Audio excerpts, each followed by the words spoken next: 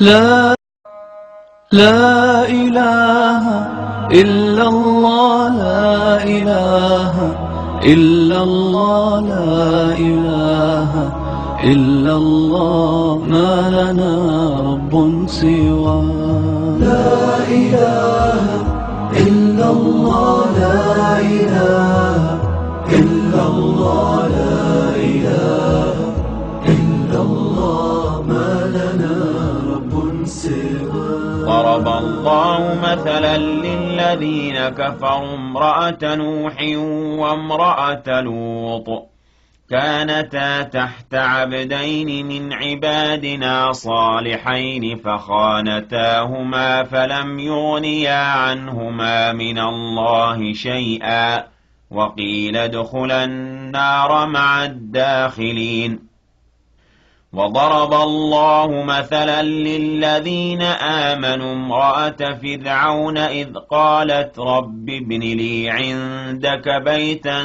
في الجنة ونجني من فرعون وعمله ونجني من القوم الظالمين. ومريم ابنة عمران التي أحصنت فرجها فنفخنا فيه من روحنا وصدقت بكلمات ربها وكتبه وكانت من القانتين.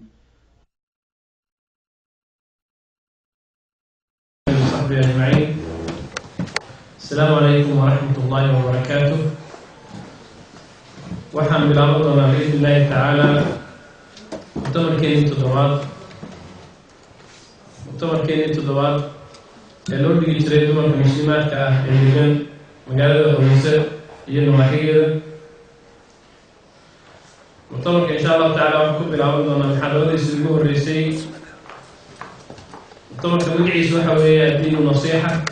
waxaana ku bilaaban doonaa muxaadaradiisii ugu horreysay oo loo geliyay sheekhuna faadil sheekh مصطفى أبو روضة. محاضرة المقعد وحوي قبرنا وناسا المرأة الصالحة، فليتفضل شيخنا مشكورا أجورا إن شاء الله.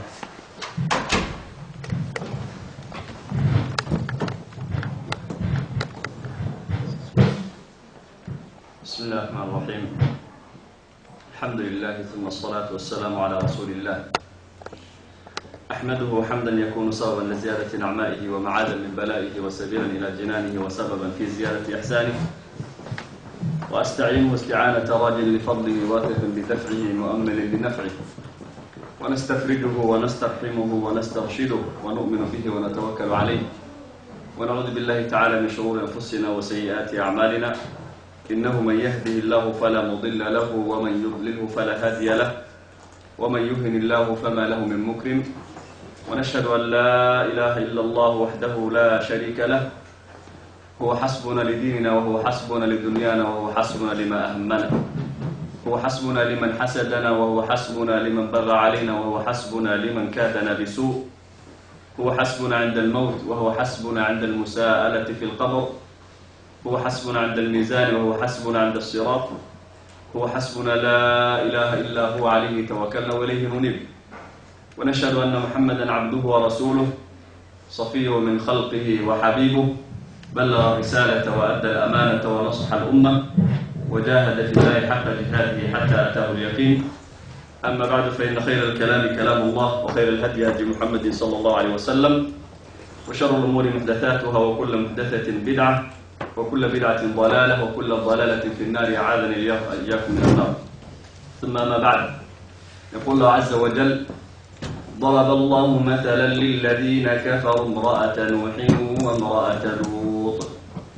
كانتا تحت عبدين من عبادنا صالحين فخانتاهما فلم يغنيا عنهما من الله شيئا وقيل ادخلا النار مع الداخلين. وضرب الله مثلا للذين آمنوا امرأة فرعون إذ قالت رب ابن لي عندك بيتا في الجنة ونجني من فرعون وعمله ونجني من القوم الظالمين. ومريم ابنة عمران التي أحصنت فرجها فنفخنا فيه من روحنا وصدقت بكلمات ربها وكتبه وكانت من القانتين. ويقول الله عز وجل: يا أيها النبي قل لأزواجك إن كنتن تردن الحياة الدنيا وزينتها فتعالين أمتعكن وأسرحكن سراحا جميلا وإن كنتن تردن الله ورسوله والدار الآخرة فإن الله أعد للمحسنات منكن أجرا عظيما يا نساء النبي لستن كأحد من النساء إن اتقيتن فلا تخضعن بالقول فيطمع الذي في قلبه مرض وقلن قولا معروفا آيات كورا لله سبحانه وتعالى قرآن كسو دجيه وحكاها الله قبله قبلها أن أخذني دمان قف والباء مسلمات hadday iska baarbaarto midun bay noqon hadday noqon lahayd zawja oo ninka qabaa nin wanaagsan uu yahay ama ninka qabaa nin xun uu yahay hadday noqon lahayd gabar qofka dhalay uu wadaad yahay ama uu shaydaan yahay haddii ay noqon lahayd qof xaasas badan lala qabo oo masaysa karaam laha intaba ilaahi subxaanahu watacala waa ka sheekeeyey xikmadda ku jirtaa marka maxay tahay cinwaanka markii la iisoo diray gabadha wanaagsan in badan baan fiirfiiriyay waxaan ihi gabadha wanaagsan maxaa ku haboon qaabkee ugu habboona looga hadla internet-kaan galay waan baarbaaray bal wax maqaal iyo wax ka qoray waxaan aada u jeclaystay mawduucan inay qof dumara ka hadasho gabadha wanaagsan maxaa yeele hadduu nin ka hadlo oo sida hadda aniga meeshan aan fadhiyo ah gabadha wanaagsan waxaa laga rabaa sidaa gabadha wanaagsan waxaa laga rabaa sidaa aakhirku wuxuu warku ku dhammaanayo hawshii dagaalkii ka dhexeeya rag iyo dumar liesteli annagu rabaa inuuna adoonsado annagu rabaa inuu sidaana yeelo annagu rabaa inuu xagga soo admays laakiin markii qof dumara oo cilmi le oo aqoon ule ay ka hadasho shucuurkeeda ay soo bandhigto wixii ilaah subxaana watacaala aayaad iyo axaadiid rasulka sal slam uu kaga hadlay ay soo bandhigto waxaa la arkaa in quluubta gabdho fara badan muslimaad inuu daadego ama arrinka ka duulaya marka waxaan baaray bal inay jirto wax la qoray oo ku saabsan gabadha wanaagsan laba maqaal baa isukay qabtay laba qof oo labaduba ay dictooro yihiin oo ay ku takhasuseen qaabka qofka bini aadamka noloshiisa u maaragtay kobciyo ama u barbaariyo labadii waxay noqdeen nin iyo naag bay noqdeen naagti baan doortay ereyga naagtan yaa laga xanaaqay waa sharciga wax jira wey waa nin adduunku waa nin iyo naag waa dhul iyo ceeb wax udhexeeya jira marka legdankii faraha badnaa insha allahu tacala intaan muxaadaraynaya ha iska gaabnaado waxaa saasaa rajeynaya insha allah gabadhaas aan doortay waa gabar dictoorad ah daaciyad ah في أرض المباركة في معرتي أرض الحرم جوكته مقال دير بك قرطي قبضة وناكسن وحلا قرطي قبضة وناكسن مدى أي تهي إلا تلمام أيضا أنا المركة هذا نكون بالله ظني مركي لفتك وضع الله في ريو إله سبحانه وتعالى سيئد موده قفك عقل له إنه الله هدليه أيو إله نبوسه الطوبي wuxuu ku bilaabay oo weliba uu rabbi ku tilmaamay inuu ka dhigayo tusaale uga dhigayo daraba allahu mathalan liladiina kafaruu ilaah subxaanahu wa tacaala wuxuu tusaale uga dhigaya kuwa gaaloobay imra'ata nuuxin wa imra'ata luut xikmadda maxay tahay qofkan dumarka oo ilaahay wuxuu kuu sheegayaa inaad tahay qof mustaqil ah oo xor ah oo goonni u taagan oo laga rabo in allaaliya inta ninka laga rabo laga rabo inay adduunkan wax ka bedasho laga rabo inay diinta u jihaado laga rabo inay mujtamac wax u qabato laga rabo inay rabbiga raalli geliso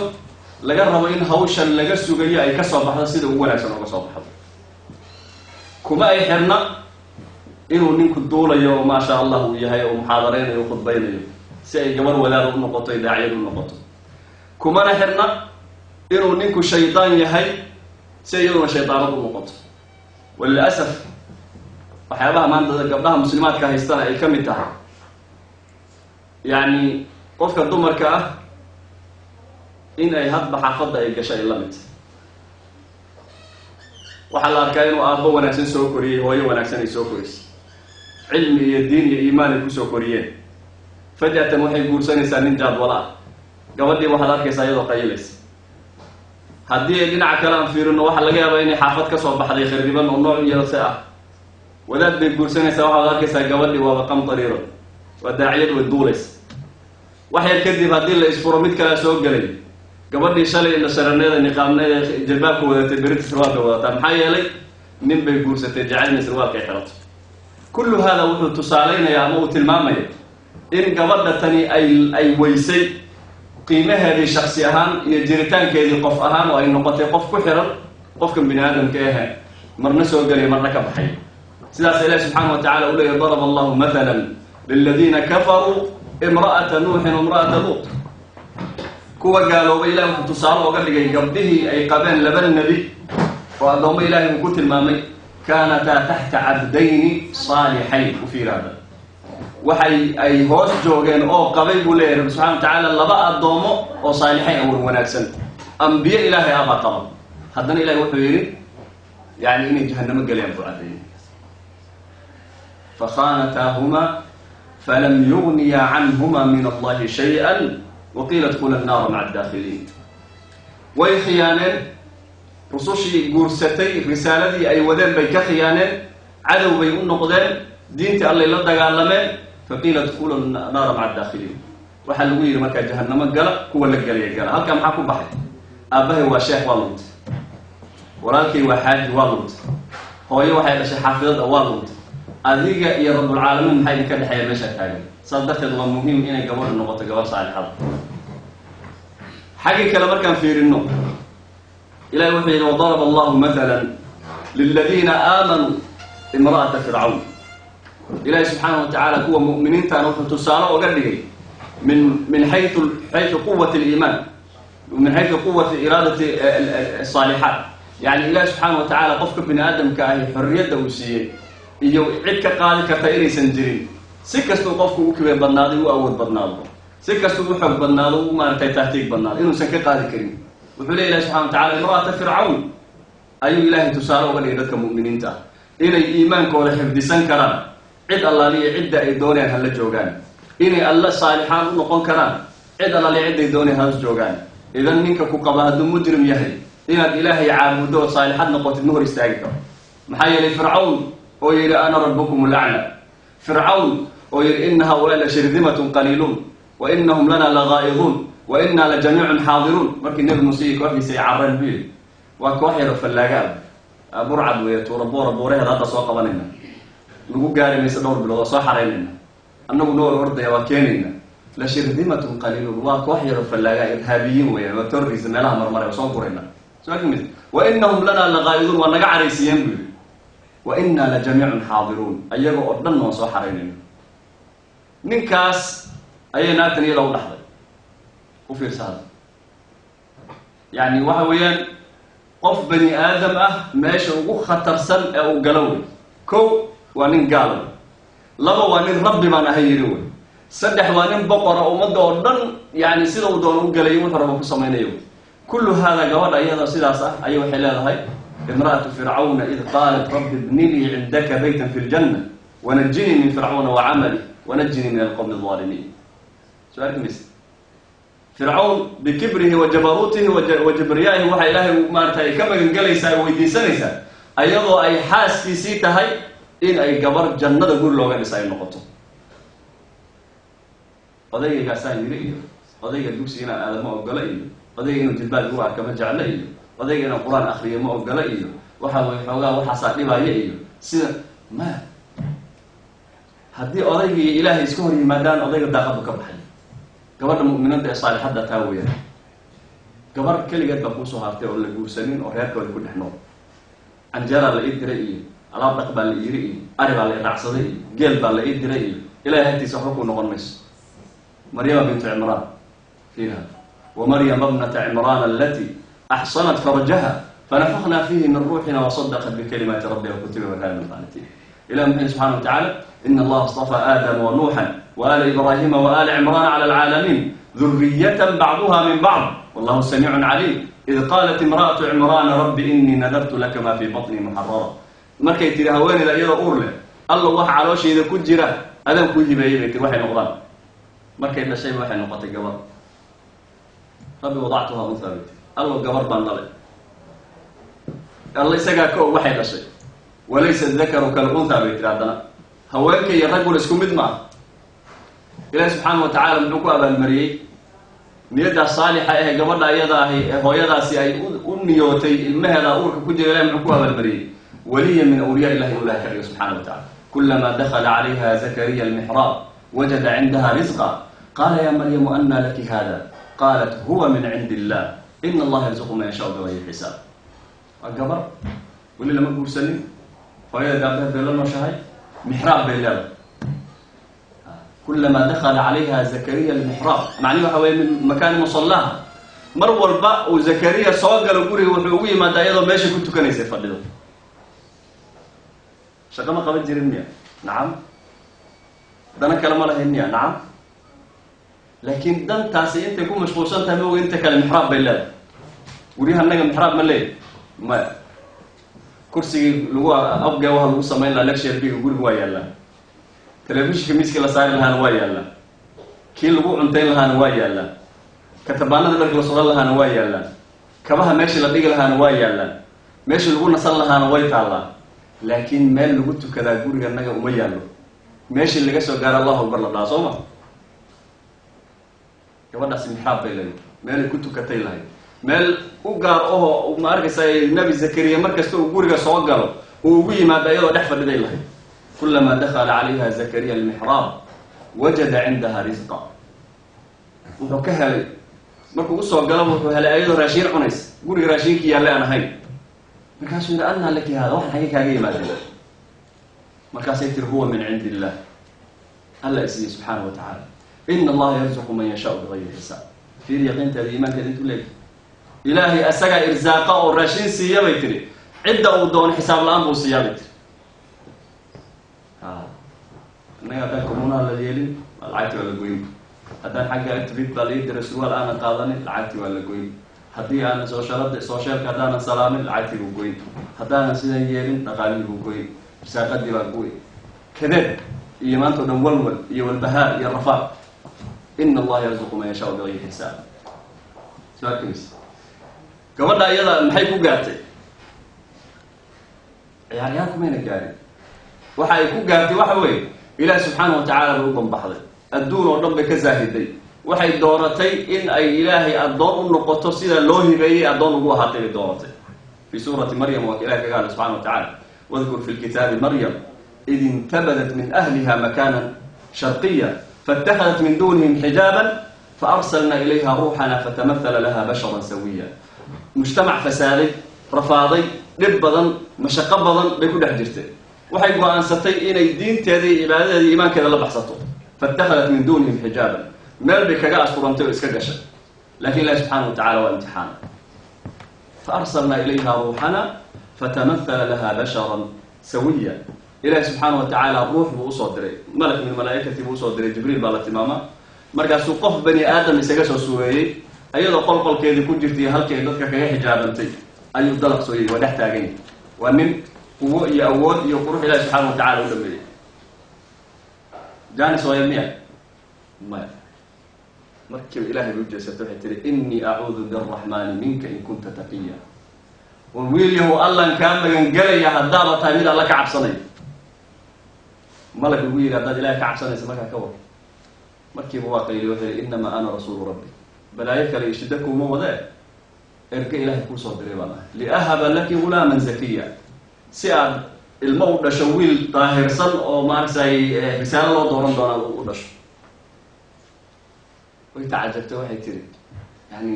sidee maaragtay ilmo ku dhala laymana qabo mana ihi mid meelaha tuurtuurata see ku dhalayaa marka ilmaha markaasuu wuxuu yidhi malagii u jawaab wuxuu yidhi qaala kadaliki qaala rabuki huwa calaya hayin waxa kan ilaahay baa sidaa yidhi asagaana tilmaamay inay ufududda asagaana abuuro khalqiga noocuu doonana ka abuura kuwa aabbayo hooyo dhaleen asaa abuuray mid hooyo keliya dhashay asaga abuuray mid aabba keliya dhalay asaga abuuray mid labaduba aysan dhalin asaga abuuray soo arki maysa marka huwa calaya hayin laakiin xikmadda meesha ku jirtaa maxay tahay walnajcalahu aayatan linnaasi waraxmatan mina wa kana amran maqdiya ilmaha kan ilmo waxa weeyaan aayad ah raxmad ah naxariis ah ma aha ilma caadi ah buu leeyahay ilaahi subxaanahu wa tacaala maxay martay awaamir kala ku tiri gabadhii uur bay yeelatay sheekhadda ahayd ee meel ku qabfulnay ee la arkaynin ee gaban jirtay ee asturnayd ee cajiibka ahayd xaafadduna waa ogtay inaan la qabin mixnaddaa intay geenaysaa markaa kawa qof dumarana ah waxoogaa yaro balaayaa kugu imaanaysa markiiba waxa weye 22 tablet baad laqaysa frustration baan qaaday stress baan qaaday xagganaan qaaday xaggay u socotaa soo arki maysa musiibo ka weyn miyaa jirta qof aan xaas lahayn oo uru ka soo baxay magaaladii o dhan ay ogtahay inuusan xaas lahayn haddana ilaahay uu amray subxaanahu wa tacaala haddaabad bashar aragto waxaad tidhahdaa ma hadlayda hadalki khalaas waa ka soomay innii nadartu lilraxmaani sawman falan ukalima alyawma insiya soo arki maysa ilaah subxaanahu wa tacaala tala saarashadaas ay tala saaratay wuxuu ku abaalmariyey inay noqoto gabar tusaale looga qaato dadka mu'miniinta ah inay ka tusaale qaataan ay ku daydaan lagu maaragtay amray oo ay fiiriyaan qaabkeedii iyo cibaadadeedii iyo taqwadeedii iyo salaaxeedii ay fiiriyaan ayaa ilaahi subxaanahu wa tacaala uu gabadhaasi ku abaalmariyey ilmihii yaraa ee dhashayna inuu hadlo oo hooyadiis uu difaaco baa ilaahi subxaanahu wa tacaala ku abaalmariyey innii cabdullah yani markii ay tiri maaragtay fa ashaarat ilayhi qaluu kayfa nukalimu man kana fi lmahdi sabiya qaala innii cabdullahi aataani alkitaaba wajcalanii nabiya waa ilmo yar wey weli dhabarkii hooyadii saaran umur hadda lagala soo baxay ayuu wuxuu leeyahay innii cabdullah aataani alkitaab wajcalanii nabiya kitaab baa ii imanaya nebi baanan ahay sidan baa un xaaladda ku socotaaba halkaas hooyadiis difaacaya uu leeyahay waxaan aduudaani maaragtay ma ahan wax maaragtay hooyadii lagu tuhmo waxa weeye risaala meeshaan ka soo socota mucjiza meeshaan ka jirta ilahi subxana wa tacaala sidaasuu macnihii tusaalaha uu kuu siinaya ay tahay gabadha wanaagsanaata ee ilaahi subxaana wa tacaala ku xirnaata in ay macnihii iyaduna sida maryamo binti cimraan alla ugu difaacay in iyadan loo difaacay waxyaabaha marka gabadha muslimadda laga rabo inay ku saalaxnaato ama ay ku wanaagsanaato ama ay ilaaliso maxaa ka mid a gabadha iyada fawziya sacuudiyadda waxay qortay dhowr nuqaad bay qortay kama wada gaari karno laakiin inta ugu muhiimsan oo ay mid walbana tusaale iyo dadkii hore qaabkii ay arrinka isagaa u dhaqangeliyeen si aanad isu oranin waxaas wax la samayn kara maaha ayay soo qaadanaysaa gabadha wanaagsan waxay leedahay waa gabadha had iyo goor talada saxda ah bixisa walwal uu ku hayo mujtamacu iyo meesha uu ku socdo ka tala bixisa fikir keenta yani maxaa la ohan jiray aan la bakiilin aragtideeda midda markii ay tahay khayrka iyo wanaag iyo xaggeeda ah markaasi waxay soo qaadatay gabar la yidhahda sufana bintu xaatimin itai ninkii macruufka aha u dhalay nabiga alay salatu wasalaam bay leedahay markii uu yimid uu maaragtay soo gaaray dhulkaas ayay gabadhaasu nabiga soo booqatay calay salatu wasalaam iyadoo mushrikada ah waxaa markaa hayo oo biilaya oo mas-uul ka ah walaalkeed bay leedahay markaasi markay nabiga u timid calay salatu wasalaam oo ay guriga timid ayay waxay bilowday inay walaalkeed ka dhaadhiciso dariiqa saxda inuu yahay rasuulka la raaco sal alla alay slam kadib buu wuxuu yidhi maxaad arkaysa adiga maxaa ay kula tahay marka maxaan samaynaa bay kula tahay yani gabar hadday ahaan lahayd zamankan joogta wallahi haddee adiga maaragtay ninkii guriga adiga ah halkaas bay jawaabteeda ahaan lahayd soo ma adaa raggii guriga ade adigu noo tali marka waxaan ka hadlaynaa dhaqankii hore dadkii warwanaagsan aan ka hadlaynaa xaaladda hadda qasantay kama hadlayno so yani gabadhu ma aysan la gabanina waxay tiri waxaan arkaa inaan ninkan raacnaan arkaa bay tiri ninkan maxamed ehe meesha yimid inaan raacno baan arkaa sidaa waxaa qoray ibn cabdilbari baa isaabada ku qoray kadalika waxay leedahay gabadha wanaagsan waa gabadha diinkeeda wax walba ka hormarisa xataa hadday ku noqoto inay naf iyo maal iyo ahal iyo meelay degtaba ay ka fogaato xataa hadday ku noqoto gabadha wanaagsan waa midda maxaa la ohan jiray waxaasoo idil bixisa bay leedahay markaasi waxay soo qaadatay umu kulthum bintu cuqba waxay leedahay umu kulthum bintu cuqba gabar waxay ahayd uu dhalay nimankii ugu mujrimsanaa ee magaalada maaragtay maka waktigaas yadaa deganaa muslimiintana ciqaabi jiray. xaaladda iyada gabadhaasi markii ay alla rumaysay oo ay ilaahay subxaanahu wa tacaala isu dhiibtay ayay ka soo carartay buu leedahay waddankii ay u dhalatay iyo magaaladii ay joogtay iyadoo markaysa ay u tegaysa meesha ay diintu ku badbaadayso oo ah dhulkii maxaa la odhan jiray muslimiinta ay deganaayeen. waxaa dhacaysa marka bay leedahay in laga soo dabadiray walaalkeed oo qorshihii ahaa heshiiskii nabiga calay isalaatu wasalaam iyo kufaar ay galeen quraysh ee ahaa ruuxii mu'miniinta muslimiinta ka yimaada in la soo celiyo oo loo celiyo gaalada loo celiyo sidii maalin dhaweedu masar ka dhacday. nimankan shayaadiinta ee akaabirada ee maxay tahay nasaarada meesha degan xaaskiisii inay islaamtay, dowladdii muslimka ahayd ee meesha haysatayna inay go-aan ku gaartay in gabadhii muslimadda ahayd loo celiyo ninkii qiska ahaa ama baadarigii kiniisadda ee qabay in loo celiyo oo dimadiisi lagu celiyo. beledkaa dhan ee muslimka ahna uusan tallaabo ka qaadin ayadoo weliba gabadhaas ay calaacalayso ay leedahay war ma kufri iyo shirki iyo gaalnima diib igu celinaysaan ay leedahay.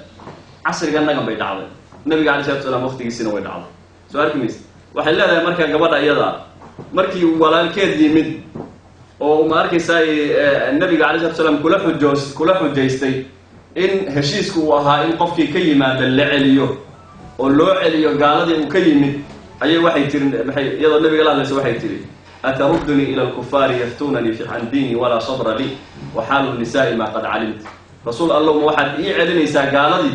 si ay diinteyda iga fidneeyaan waanaad og tahay qofka dumarka intay adkaysan karta bay tiri nabiga calay salatu salaam. maxay ka cararaysaa aabbaheed iyo walaalaheed iyo hooyadeed in loo celiyo ayadoo muslimad ah. waxa ay hormarinaysa waa maxay? diinkeedii inuu diinkeedii badbaaday hormarinaysaa. markaasay ka cararaysaa in aabbihii dhalay oo gaalnimo ugu yeeraaya inay dib ugu laabato. soo arki maysa dhib ma lahan, waa qaraabaa la yahay, meel lagu kala haran male, mujrim ha iska ahaado, gaalnimaha ku hadlo, waa walaalkay, waa in adeerkay, waa ninkaygii,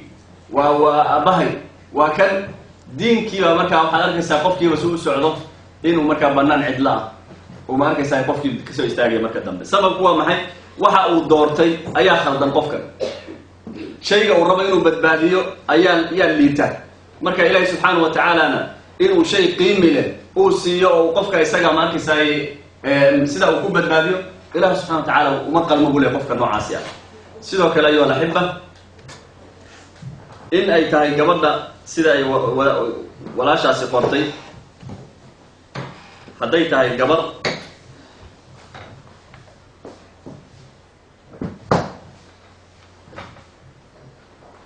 qof xaas leh haddii ay tahay waxay leedahay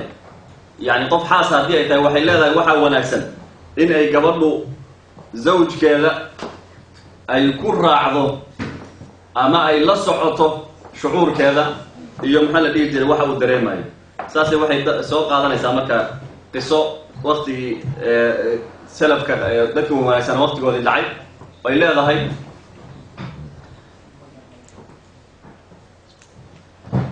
cabdullahi ibnu rawaxa radi allahu canhu ardaa ayaa waxaa maalin isagoo meel fadhiya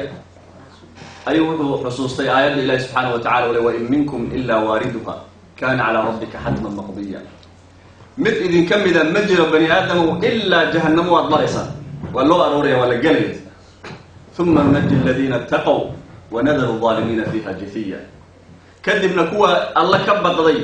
waa ka badbaadinayna gaalana ayaga oo jilba jabsaday bay naarta dhex fadhinayaan buu leeyahay subxana wa tacala. aayadda markuu akriyay waa cabdullahi ibnu rawaxa waa ooyey, haweenaysina waa ag fadhidaa. macnii wuxuu akriyey iyo wuxuu ku fakaray midna ma oga,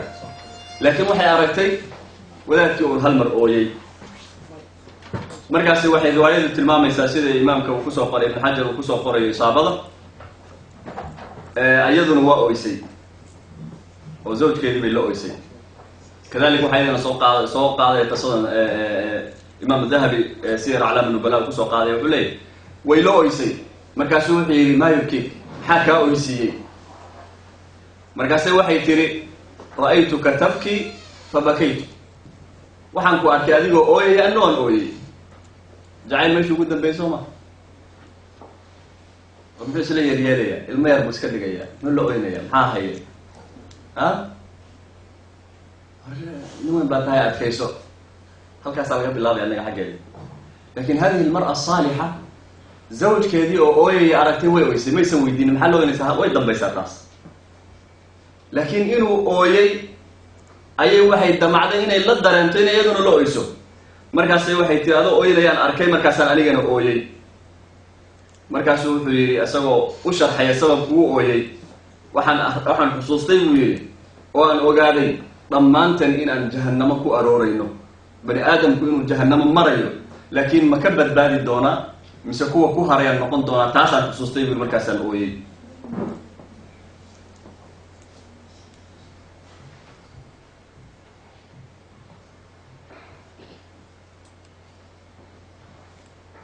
gabadha muslimadda ah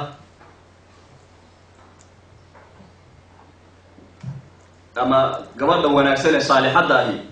waa gabadha ku dadaalaysa xalaasha iyo xaraamta kala ilaalinteeda xataa hadday noqoto nuqdo yar oo shaki uu ku jiro ay dooranayso dhinacay xalaasha u badantay waxay soo qaadanaysaa markaa gabadha iyada ah gabadh la yidhaahdo Maymuna bintul Aqra' sida uu markaysa ka midna ahaan jirtay ardadii imaam Ahmed ibn Hanbal waxay leedahay gabadhaas iyada ay Maymuna waxay ahayd gabdhaha wax falkiya yani farsamada gacanta yaqaana wax toltola ama dhar ha noqdo ama waxyaabaha lagu fariista ha noqdeen kadib baa maalmaha ka mida wixii ay tolaysay ayay waxay u dhiibtay gulaamkeedii soo iibinayay markuu sii baxayo ayay waxay ku tiri maradan aad maanta soo gadayso dadka markaad ka gadayso waxaad ku tiraahdaa Maymuna markay maradan tolaysay maalintaas way soomanayd waxaa la arkaa marka in duntii meelaha qaar aysan aad u adkaynin ee haddaad ku gadanaysan saas ku gata ya Maymuna maalinkay maradan tolaysay way soomanayd qofku markuu soomayna waa qof daalan marka waxay tiri waxaa la arkaa maradii markaan tolayay maalinta in xoogaa gacanta si aan u yara daalanaa aanan aad u dhudhuujinin meelaha qaar qofkii gadanayo sidaa ku gata dheh bay tiri wiilkii waa dhaqaajiyey markuu sii bixi rabay waxay tiri kaale maradii bay ka qaaday waxay tiri iska dhaf maxaa dhacay waan soo gadi lahaay markaasay waxay tiri waxaan ka baqay sida aan fariinta kugu dhibay inaan lagu sheegay oo dadku ay sidaa ku gataan oo hadhow meeshaas ay khiyaano iga soo gaarto Allahu akbar حلال ميرت صومها مرك كبدا وناسن مرك وقبدا كو فكريسا علوشاده maxaa galay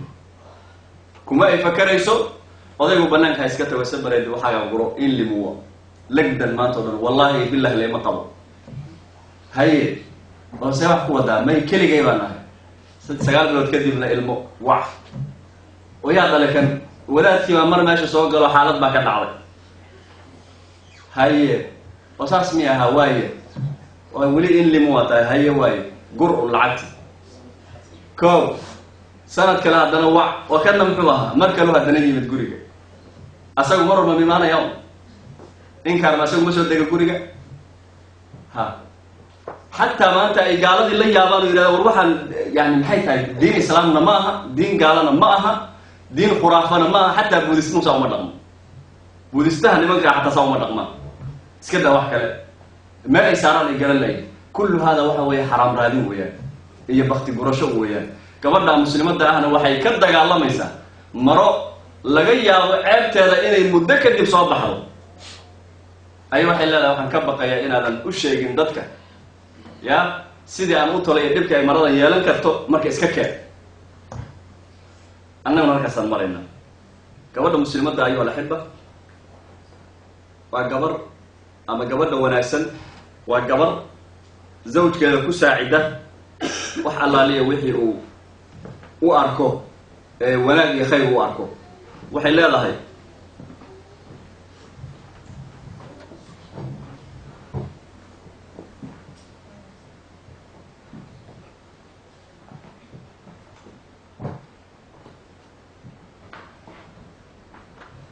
sida uu maanta imaam al-Waqidi uu kusoo guurinaya kitaabkiisa uu kaga hadlayo wuxuu leeyahay Layla habeen macnii ciid ah ayaa maxakaysay waxa dhacday buu leeyahay ahad al-a'imma in uu ciida maalinka wixii lagu ciidi lahaa in uu waayay habeenkii ciida ay soo galaysay markaasuu wuxuu u baxay inuu sadaqo doonto yani inuu maxaa la dhihi jiray sadiiqu u tago saaxiib oo uu ka soo qaato lacag uu ka amaahdo. wuxuu soo siiyey markaa buu leeyahay 1000 diinaar buu soo siiyey.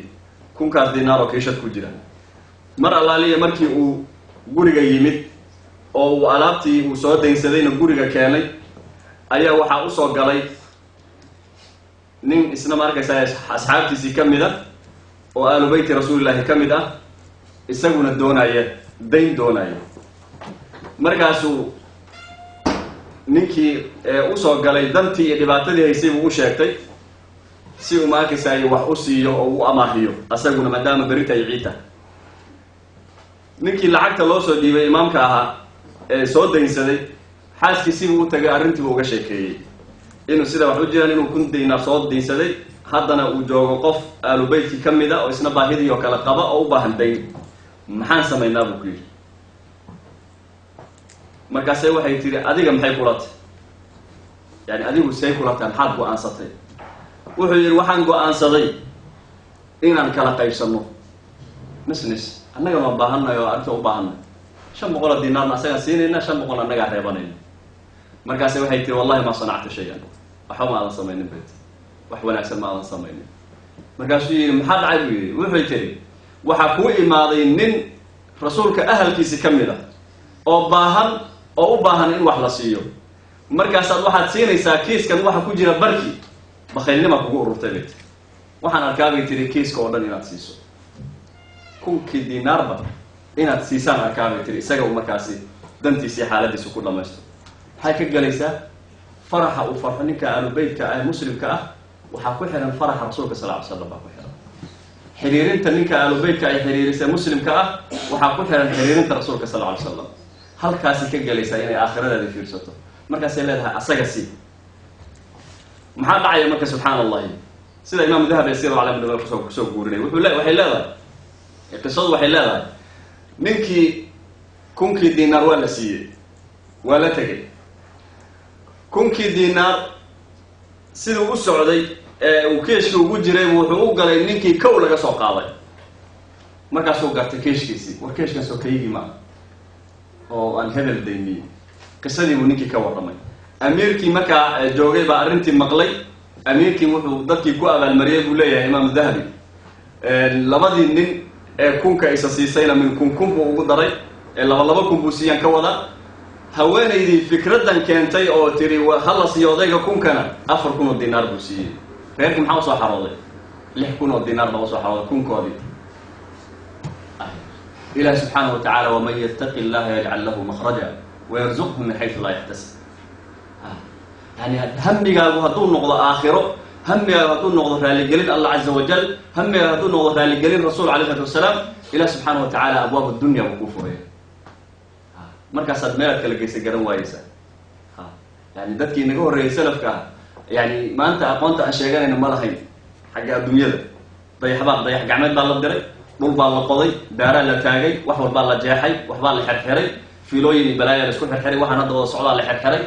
haddana nolosheenu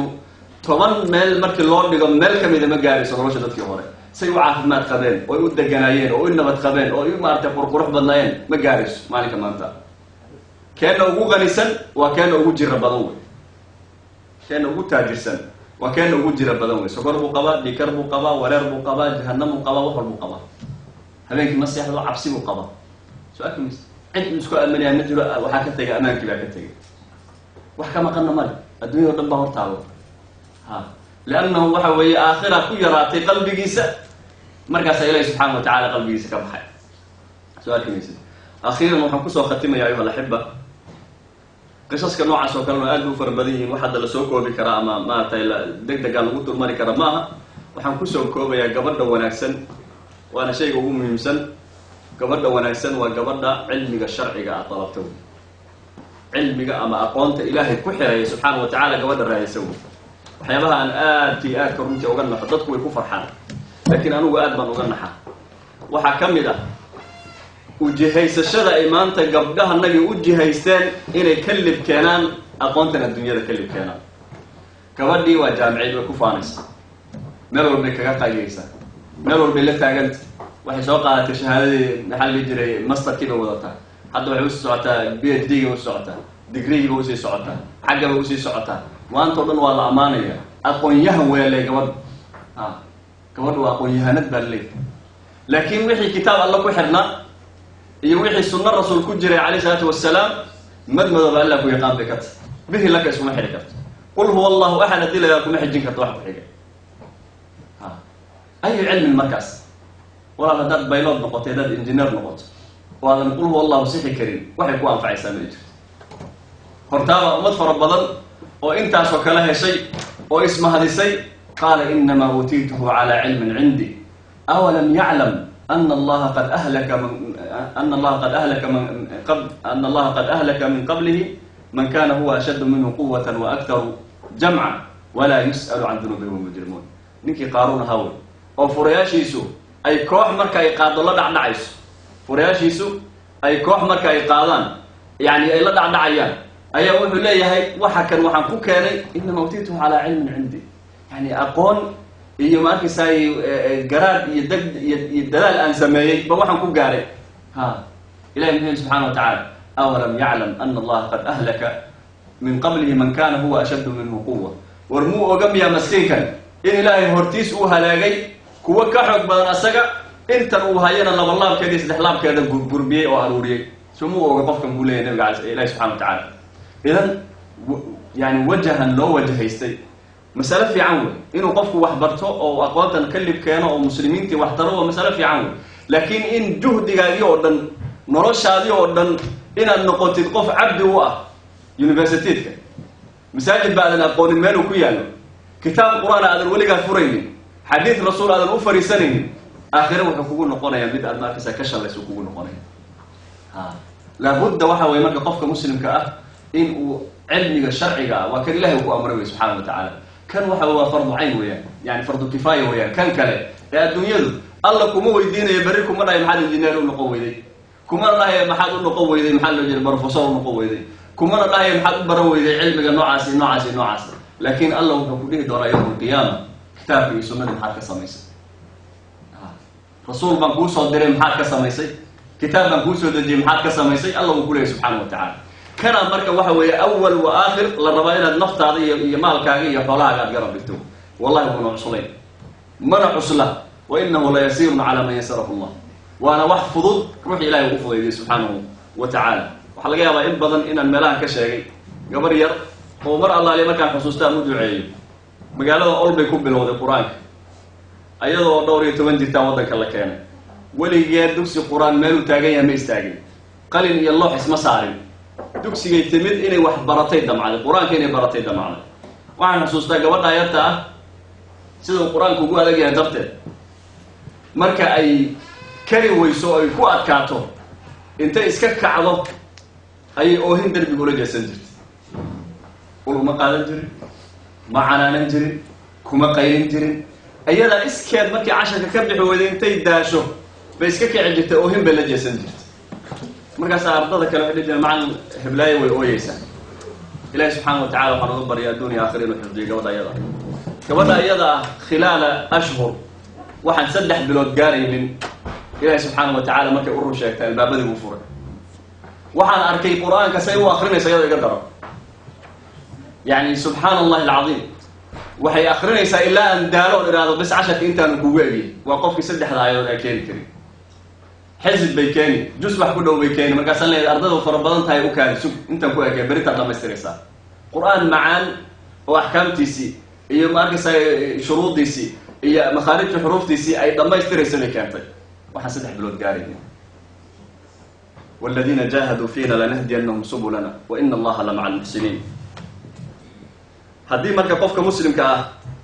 gabadha muslimadda ahee wanaagsan ay cilmiga sharciga u jeesato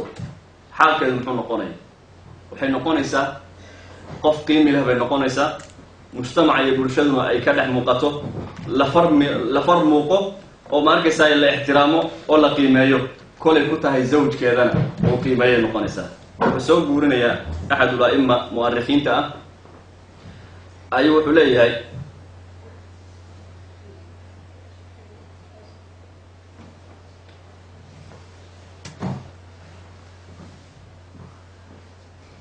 gabar la yidhaahdo Fatima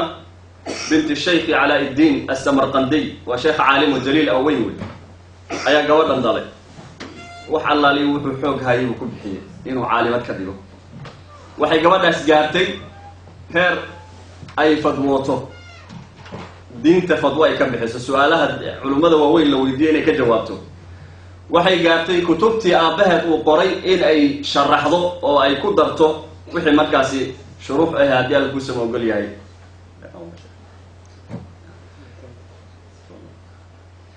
shuruux inay ku darto ayay markaysaa ay gaartay waxay sheegayaan taariikhdu waxay sheegaysaa sida uu maartay al-fawaid al-bahiyya uu ku soo saarayo imaamka qori wuxuu leeyahay gabadha iyada ay waxa isugu yimid wixii muluk waqtigaas joogay oo ka soo doonay aabaheed ka soo doonay mid walbaana odaygu u diiday ilaa maalinkii dambe uu yimid nin arday ah oo ardaydiisa ka mid noqday kadibna yani cilmigii iyo ku dadaalkiisii aad ugu talax tagay meel fogna gaaray ilaa isna uu noqday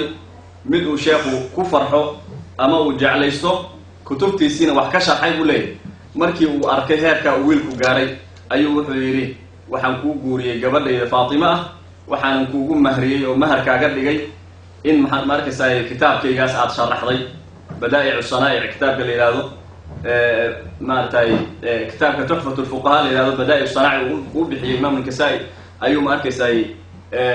al-Kasani uu bixiyay wuxuu leeyahay kitaabkaas aad sharaxday ayaan maharkaaga dhigay yani gabadha maharkeedii kaaga dhigay gabadha iyada marka waxa la sheegaa ajaa'ibka ay leedahay iyo waxyaabaha ka midka su'aalaha gurigeeda la keenin jiray su'aalaha ay culimada iyo mulugtu iyo dadkii magaalada deganaa ay kala saari kari waayaan waa loo keeni jiray markaasay ka jawaabi jirtay waxa ka jawaabi jiray iyada ninkeeda iyo aabaheed saddexdooduba mid walba fadwadoodu qori jiray maxay gaadhay gabadha marka inay ninkeedii iyo aabaheed ay isku meel isku darajo ku qormaan maxaa gaarsiiyey biology ay baratay ma gaarsiinin physics ay baratayna ma gaarsiinin فيلوين وعلى شوية حيلنا ما جارسين الكتاب والسنة جارسية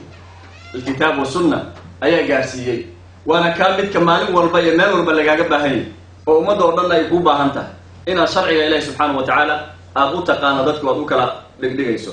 سيدو كله قبله مسلمات كها النبي عليه السلام وقت يسيد جوجي سيدا الروايات سو صاريان أسماء بنت يزيد ابن السكن رضي الله عنها وأرضاها xabsiga iyo dadaalka ay cilmiga ka gaartay kuma uusan qaadi jirin inay ragga ka xishooto markii nabiga calayhi salaam cilmi ka soo doonanayso waxa la arkaa maanta gabadha muslimadda iyadoo shay cilmi oo sharciga diinta ka mid ay raadinayso in ay xataa marka ay raadinayso ay yara khajisho ama ay yara maartay la warwareegto ama ay tiraahdo waxa dad la weydiiyo ama ay yaraysato nabiga calayhi salaam gabadhan iyo waxa kala maraya fiir sida imaam al-Bukhari uu soo saaray waxay leedahay wuxuu leeyahay riwaayada ay ku tilmaamaysaa أسماء بنت يزيد النبي عليه الصلاة والسلام بأتمد أسقوا أصحابتي سيدح فضية بشودوا الاستاكت وحي ترفير مكة بأبي أنت وأمي يا رسول الله أبها هو يدي هلو قفرت رسولك الله أنا وافدة النساء إليه وحن أهي إرقدي أي صادر سدان قبله مسلمات كها وفد ما لا يرد وفد ما أنت وحكى لدي الوقود وتكفر حلها من النيشن كدي الوقود فرح بدل ما الله haddii ma arkaysaay guddiga uu meel ku dirsado waxaan matalayaa qabqasantanka ay guddiga hebel ahaa yani waa soo liqdaaranta soo arkimaysa laakiin haddii maanta masale diini ah noo doon lagu yidhaahdo 120 ciladood baad keeni waan daalanahay hawl baa ii taalla xaggana jirta sidan waaye xaggan waaye warba xoogaa masaladan inta noo ururisay ba sheekh hebel noo soo weydii waxay kaala adkaanaysaa buurta fuul lagu yidhaahdo kale soo arkimaysa gabadha muslimadda waxay leedahay yaa rasuulallah waxaa isoo diray haweenkii muslimaadka ahaabaa isoo dirsaday waxaana ay leeyihiin ina allaha caza wajal bacataka ila arijaali waannisaai kaafa rasuul allah wuxuu kuu soo diray rag iyo dumar buu kuu soo wada diray soo arki maysa faamanaa bika wa biilaahi adiga iyo ilaahay aad noola timidba waan rumaynay wa ina macshara annisaa haddaan nahay dumarkii magaalada joogay maxsuuraatun maqsuuraatun qawaacidu buyuutikum waxaan nahay kuwa la xayndaabay oo la maartay meel lagu xareeyay oo guryihiina idin fadhiyana wa maqda shahawaatikum meesha shahwadiina ku gudataan baana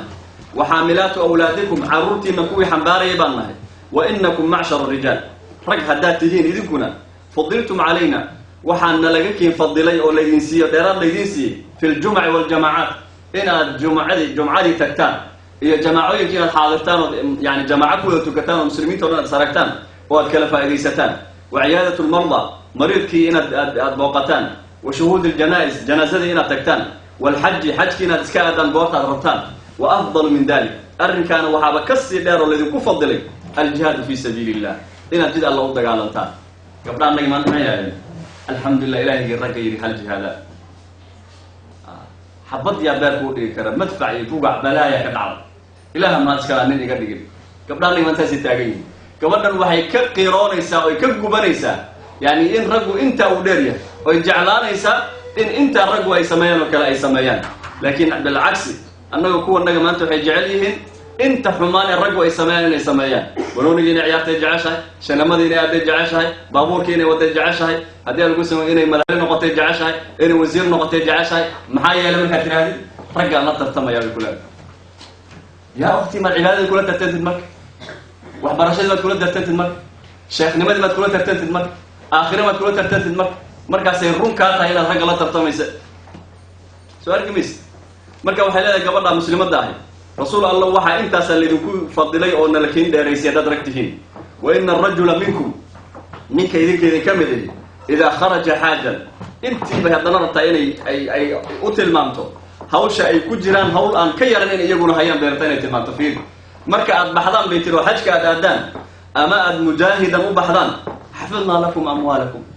xoolaha annaga idin ilaalinabay meel cid la ma fadhino magaalada markaad ka yaacdaan oo xaj aadaan ama jihaad aadaan xafadda annaga joogno oo xoolaha ilaalinayna oo dukaamadii gadayna oo suuqi kala wadno oo maartay magaalada sii wadna وغزلنا أثوابكم markii baan idin dhaqaynaa beetir وربينا لكم أولادكم عرورتي baan idin barbaarnaa beetir أفلا نشارككم في هذا الأجر أجر كسو إذا لما قيبسان النبي تلمك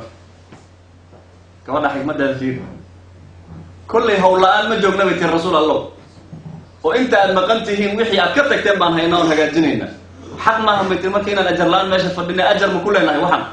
ومركز حج كأدان حج كأجر كيسيو كلام الله أنت ماوش سي هينو ومركز جهاد كأدان جهاد كأجر كيسيو كلام الله أنت ماوش سي ودنو ساس النبي عليه الصلاة والسلام ضد يدو بندقات النبي عليه الصلاة والسلام أركس آد وعجبي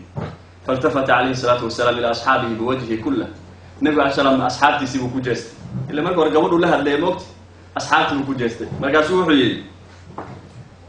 هل سمعتم بمقالة امرأة قط أحسن من مسائلها في أمر دينها من هذه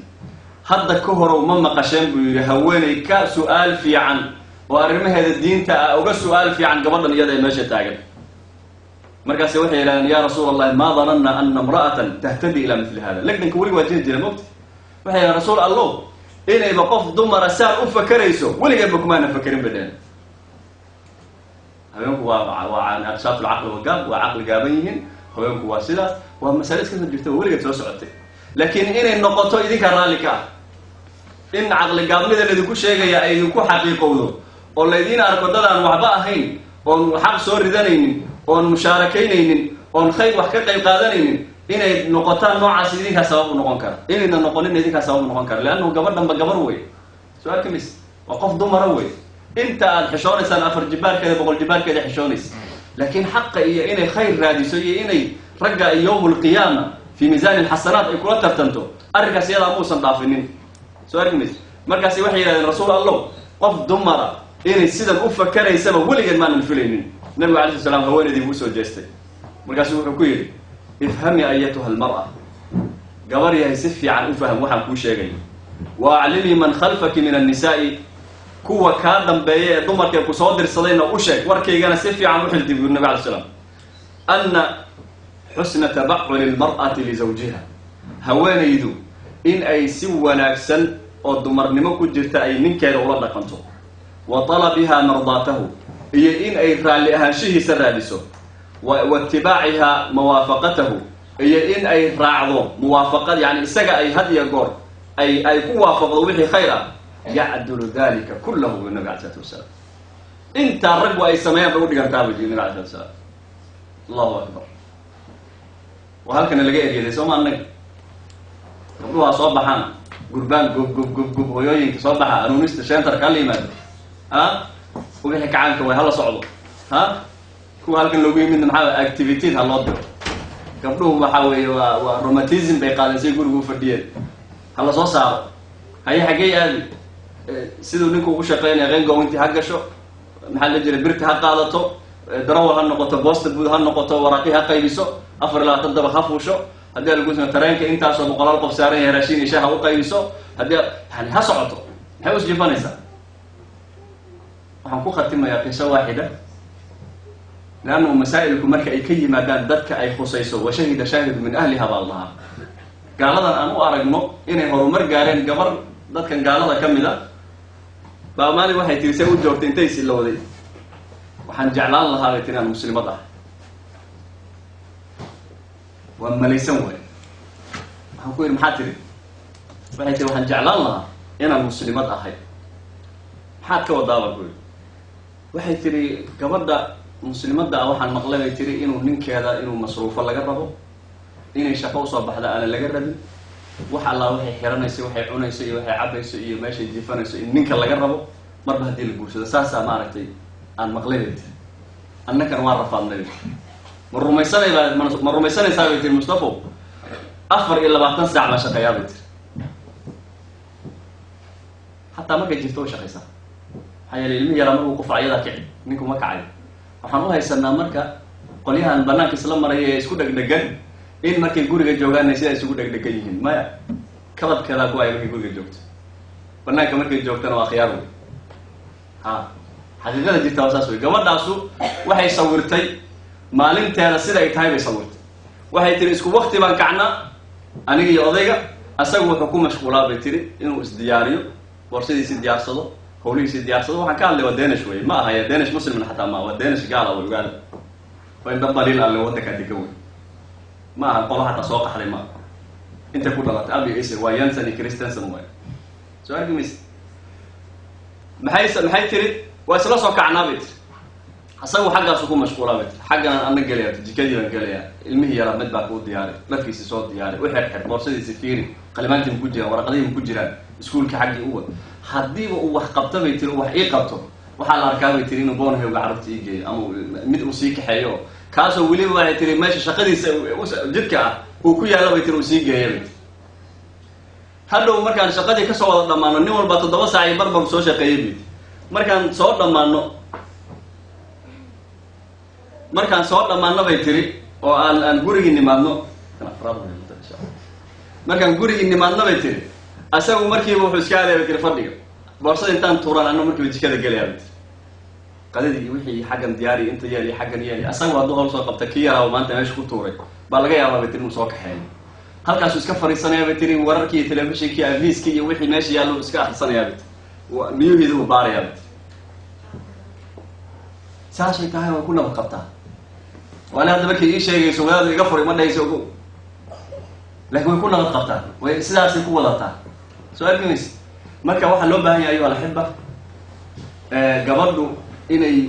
acmaasha ay guriga ka hayso ay ninkeeda u hayso ay caruurteeda u hayso nabigu wuxuu tilmaamay alayhi salaatu wasalaam inay u dhiganto ninkii xajka aaday kii jihaadka aaday kii khayrka u baxay kii dacwada u baxay kii ummadda u shaqeynayay islaamka u shaqeynayay inta uu soo shaqeeyay in la mid ah in iyaduna leedahay uu sheegay nabiga alayhi salaatu wasalaam يعدل ذلك كله النبي عليه الصلاة والسلام صادق ومصدوق وياه مركزي قبلني ويدا قاجسي أيضا لا إله إلا الله لا إله إلا الله أيضا كويس سنة بحضر محيالي يعني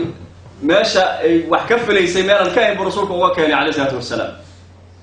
يعني أنت سو أجر أنت سو الجهاد الشهيد كبلد لا أجرت يعني سو شهيدية دجالك هذه محل عليه السلام يعدل ذلك كله وحين من هلك كسو قاري وضل أي علم تابوا لهذا وبالله التوفيق وجزاكم الله ألف خير والسلام عليكم ورحمة الله وبركاته.